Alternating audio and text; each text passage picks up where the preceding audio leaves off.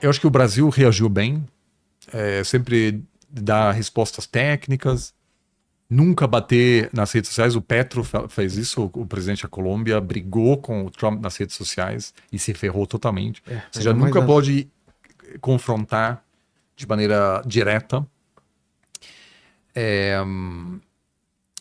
Mas eu acho que seria um erro acreditar que o Brasil vai estar ganhando dessa briga, assim.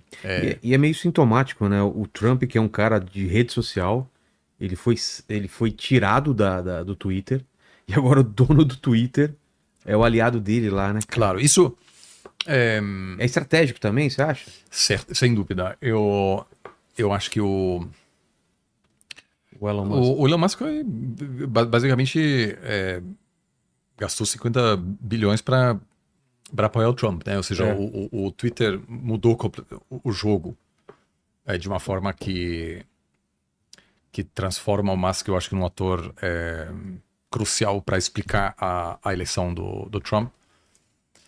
O que é uma... Ninguém na época entendeu, agora depois da eleição do Trump faz todo sentido. Pois é. Cara, ele comprar o... Não, também não é bobo assim. Agora, certamente a influência do dinheiro na política americana é uma das grandes vulnerabilidades da democracia do país.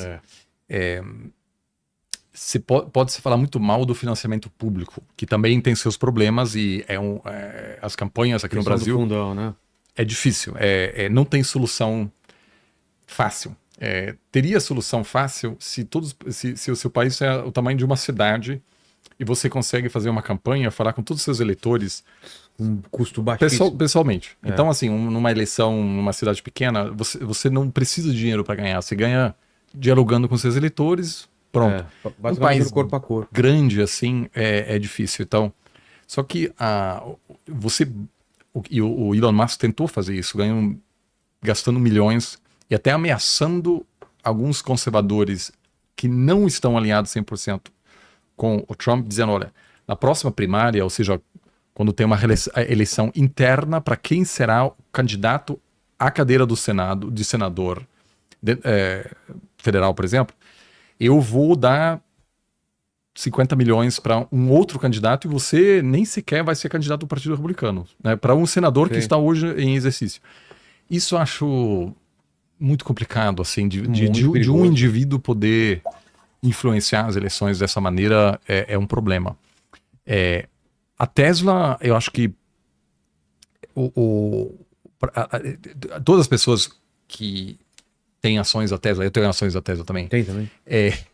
Eu torço para que o Musk saia rapidamente. E a intenção dele, parece, né? Porque senão, cara, essa empresa pode se afundar porque no Canadá, não só no Canadá, na Europa, e até nos próprios Estados Unidos, por exemplo, de onde eu moro, né, as pessoas geralmente são anti-Trump. Muitos dos carros têm um adesivo que diz: eu peço desculpas, eu comprei esse carro antes de saber que o Elon Musk era louco isso, aquilo, e tal.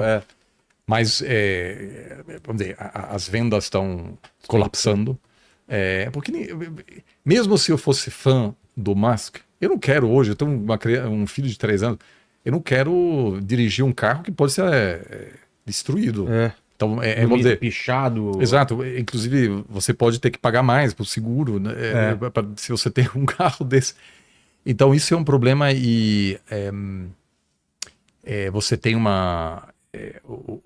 eu acho que essa redução brutal do Estado americano que o Musk está liderando produz uma série de rupturas que a gente só poderá mensurar ao longo do tempo. Então, se tem uma redução dramática na área de educação, de pesquisa, saúde pública. Fuga de cérebros, a gente não sabe ainda se vai ter. Então, assim... Porque também os Estados Unidos sempre se beneficiou disso. Muito. Todo mundo queria estar lá. Muito. E olha só de brasileiro, a Alemanha, na história, a Alemanha nazista expulsou as pessoas mais brilhantes, não só cientistas, mas artistas. Todo mundo foi embora. E enriqueceu culturalmente falando, muitos judeus. Verdade. E também outros que fugiram e fortaleceram os Estados Unidos, né? Isso, o mesmo acontece com cientistas russos que estão sendo perseguidos na Rússia, chineses, enfim. Aquilo sempre foi fundamental, tanto que tem um monte de programas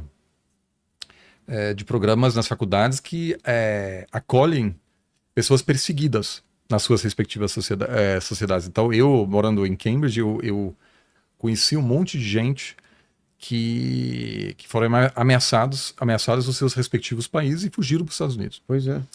E essas são pessoas geralmente muito qualificadas, né? Nas suas áreas. Às vezes são poetas, às vezes são pessoas que criticaram a política econômica, mas que não tiveram... Então isso... hoje é o contrário. O problema, acho que não há nenhum outro país no mundo, porque existe alguma... O apoio público para faculdades americanas hoje está sendo reduzido dramaticamente. Mas essas pessoas não têm muito onde ir. Você teve 3 grandes cientistas agora de Yale, de uma das melhores faculdades do mundo, que emigraram para o Canadá em protesto contra o governo Trump, dizendo que o Trump ameaça a liberdade acadêmica nas faculdades, etc. Sim. Mas o Canadá não vai poder absorver todas essas pessoas, né? Então, assim, vão ser sem dúvida serão os 4 anos mais transformadores, seja qual for o resultado. Da eleição do ano que vem. Isso, do Congresso. A eleição presidencial, a próxima será só daqui a 3 anos. Exato. Eu quero falar mais sobre geopolítica. Tem mais alguma coisa sobre essa guerra de taxas aí, guerra comercial? Tem aqui uma pergunta do Rodrigo. Ele perguntou aqui por que países como o Japão e a União Europeia buscam acelerar os acordos comerciais alternativos após as tarifas americanas. Buscam mesmo? Sim, isso será... A forma como esses países buscam se proteger contra as tarifas americanas será aumentar o comércio entre eles. Ah, tá. Por isso eu estava dizendo assim, eu acho que do ponto de vista tático, eu não estou aqui falando estratégico, mas tático teria sido muito melhor por Donald Trump atacar individualmente, porque daí não tem o que fazer. Vou falar com o Japão. Japão, vai ser assim. Aí agora obriga o Japão a ceder. Agora, como todos foram atacados ao mesmo tempo, o incentivo para ampliar grandes acordos comerciais entre eles é enorme.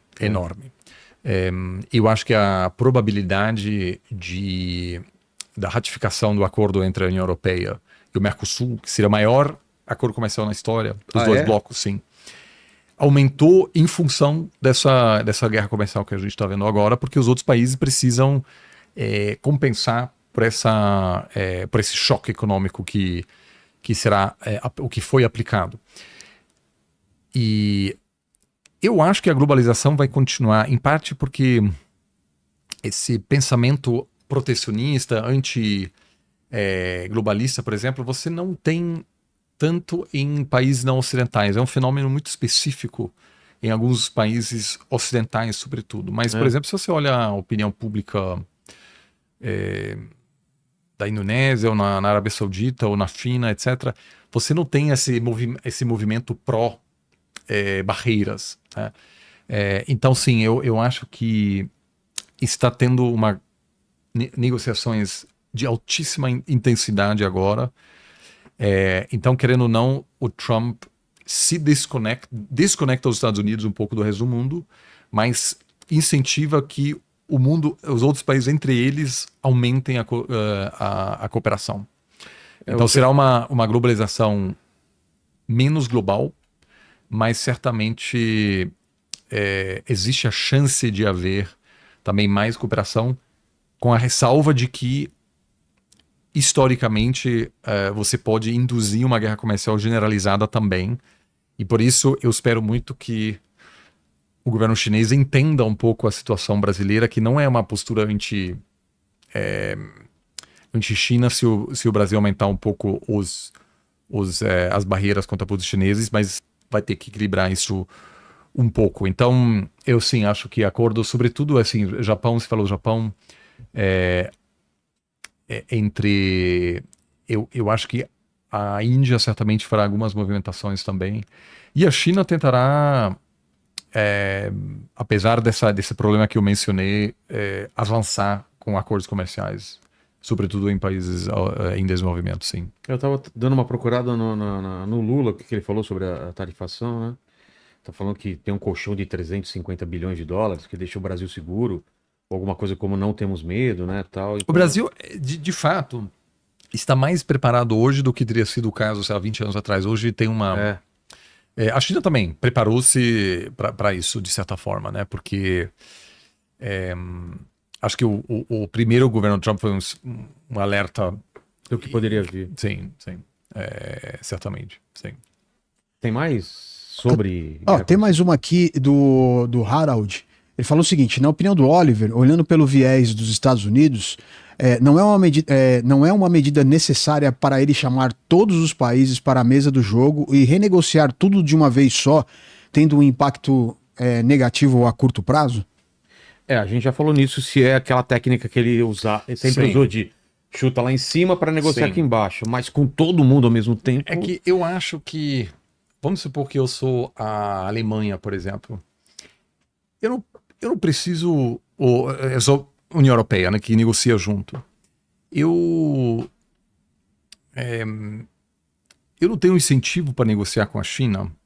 Pelo contrário, eu falei com vários diplomatas europeus que ficaram muito felizes com a retaliação chinesa, porque o que, obviamente,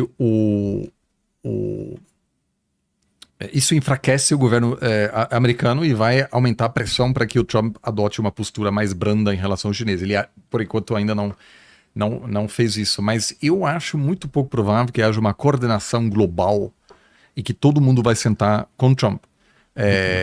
Porque os interesses são muito distintos, né? O tipo de exceções que os países vão tentar negociar são muito diferentes.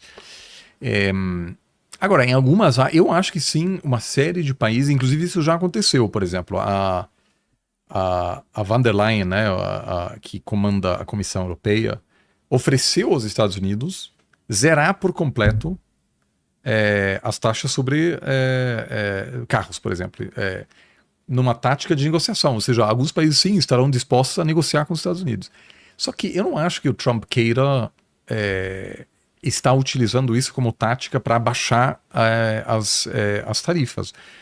Tanto que no primeiro mandato você teve um aumento de tarifas. Né?